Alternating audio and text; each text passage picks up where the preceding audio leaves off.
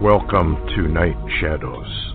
I'm Stuart Best, where the paranormal is normal, where that which you thought you knew, you didn't, and where the future can be known if you know exactly where to look. Well, good evening, everyone. This is a short update. We got Larry online for us, and we wanted to talk about Irma, but there's also two others now. There's Jose and Katla. It's been classified, as I understand it, a hurricane now. It says Katla becomes hurricane in the Gulf of Mexico. Jose becomes a hurricane in the Atlantic. Hi, Larry. How you doing? Oh, thanks, Stuart. Lots going on. You're exactly right. They're showing it now. Katla, there south of Texas and in the Gulf of Mexico, and we've got Jose, a hurricane now following Irma. What is going on with Irma at the present time? I heard that there were winds well over 200 miles an hour detected, I guess, by the hurricane hunters. Oh, absolutely. They're calling the sustained winds 185 miles an hour, and they have not come down as it goes by Puerto Rico. And they have detected winds now in Irma that are 225 miles an hour. So this is really a strong hurricane. Well, at that point, we're at a Category 7, almost Category 8. If you just jump it up, you know, the average classification, like going from 2 to 3, is like 20 miles an hour. They vary a little bit, but the average is around 20. So I know they don't have anything above a Cat 5, but in reality, this is already a Cat 7. You know, it's kind of interesting that it was 11 years and 9 months ago, there's your 9/11, that Category 7 movie was released. Isn't that odd? Kind of like it's prophetic. So what do you think? What do they got for tracks? Where do they think it's going now? Yeah, the tracks seem to be indicating that it should arrive because it's still going about 16 miles per hour continually. And since it's not going over land or even appears to be not going over Cuba, it's just skirting those locations. It's staying at its present 16 miles per hour. It'll be, they're saying, off Florida Saturday morning now. Which is what is Saturday? The 9th? Yes. Isn't that odd? Okay. Yeah. It's the 9th. So folks, watch for this. They're getting proof now, the guys that watch all this stuff. It's amazing. Excuse me. But it's really amazing what they're finding out. But now they have found, they go through radar charts and all that there are very anomalous HAARP activity on Irma. This is going to be an engineered one. We don't know where they want to steer it or how what the target is. But this is not going to be good, is it, Larry? I mean, if you're up that high and it stays over water, what's to make it drop down in category? Well, not a lot, because the fact that they were assuming that it might hit the mountains of Cuba, but it doesn't appear going that direction. It appears skirting Cuba and then turning right towards the tip or Miami of Florida. Most of the tracks appear to take it now either up through the center of Florida or right to the right of Florida along the coast of Florida. So we've got to watch and see where this thing's going. But if it stays its same strength, that's going to be a strong hurricane in that region. Now, James McKinney makes the comment that a lot of these things are not so much how warm the water is, but what kind of cosmic rays are actually hitting. And what is the latest on this CME blast that's headed our way? Well, the interesting part is, Stuart, if it takes 48 hours to get a CME to Earth from the sun, then that would also arrive on the 9th, about the time it reaches Florida. That's what's interesting. But now, of course, we're talking about the sun unleashing a X 9.3 solar event, and it is Earth-directed. It's the strongest solar flare in a decade. Matter of fact, Ed Dames has already chimed in on it, and it's one of those that can create lots of problems. It's already creating communication blackouts across the Atlantic, Europe, and Africa. Of course, none of this is making mainstream news we're talking about. But the timing of and we're already receiving the UV, lots of UV and lots of radiation and excited protons, but the CME itself, which usually follows in about 48 hours time span to get here, that will arrive about the time this is off Florida. Wow. Now, if McKinney's right, as I understand it, these kind of CMEs can make a storm like Irma just explode. Odd that it's coming on the same time. But then again, maybe it's not. You know, I really do believe that what we're watching is exactly what the Lord said we would be watching. Those that rise up against me and who destroy the earth. The geoengineering. In fact, there's a headline here. Let me read it to you if you didn't see it. Globalists order geoengineers to shock and awe America with superstorms. Is that kind of an interesting headline? Well, that would fit their agenda because, you know, they are at war. The environmentalists are at war with the Trump administration because, you know, he's kind of shut down global warming and all of this, the deals the New World Order had going, you know. And so, well, maybe this is their reply. Yeah, that would be a reply, wouldn't it? I don't think a lot of people believe that there is such a thing as weather warfare.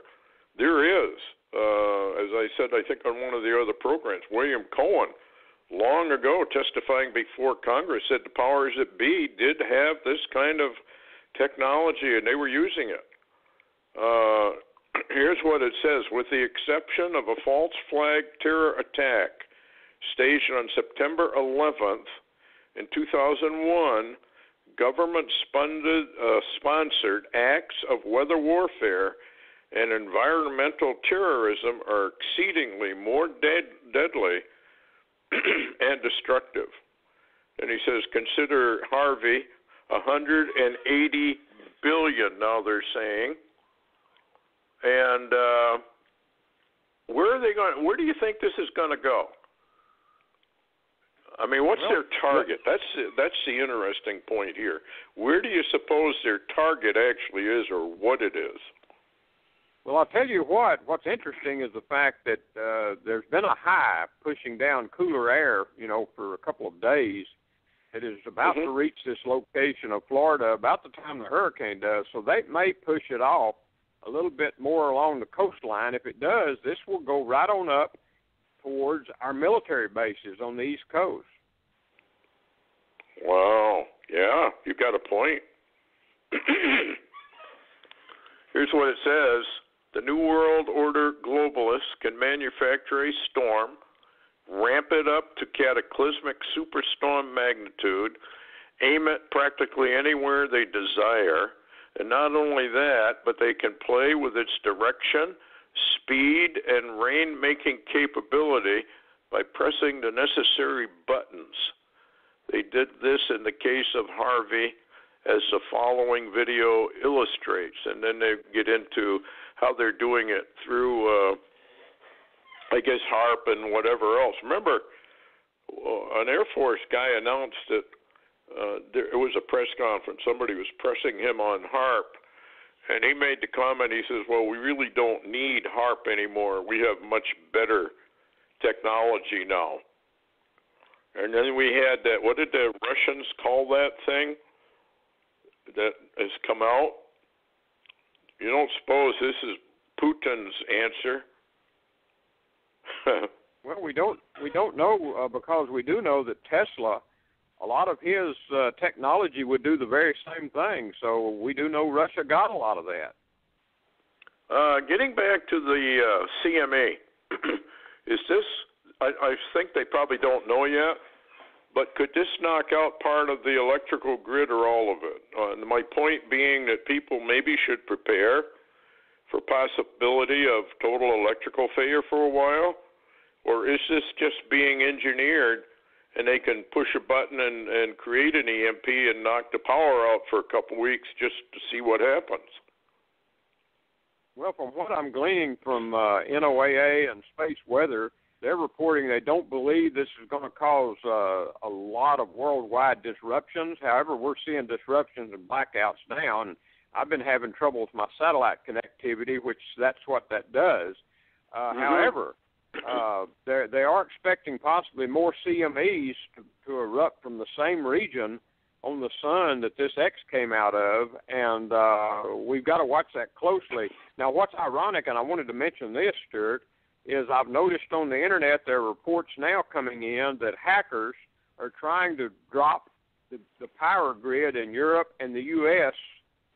yesterday and today. They're working to try to drop parts of our power grids. And so if the power goes out, we simply won't know because we won't be warned. Those that are not watching, we won't be warned enough to know which one did it. We won't have a clue. We just won't have power. So people need to prepare for possibly troubles with their Internet, troubles with their electronics, troubles with their phone systems.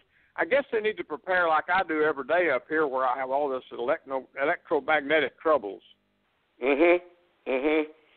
Well, also we got Idaho swarms for earthquakes, and Stan Dale warning of a big one might be coming there. I don't know if too many people are aware of it, but part of Idaho is, how do we say, not ancient, but an extinct volcanic region, and it's connected into Yellowstone with a lot of swarms there.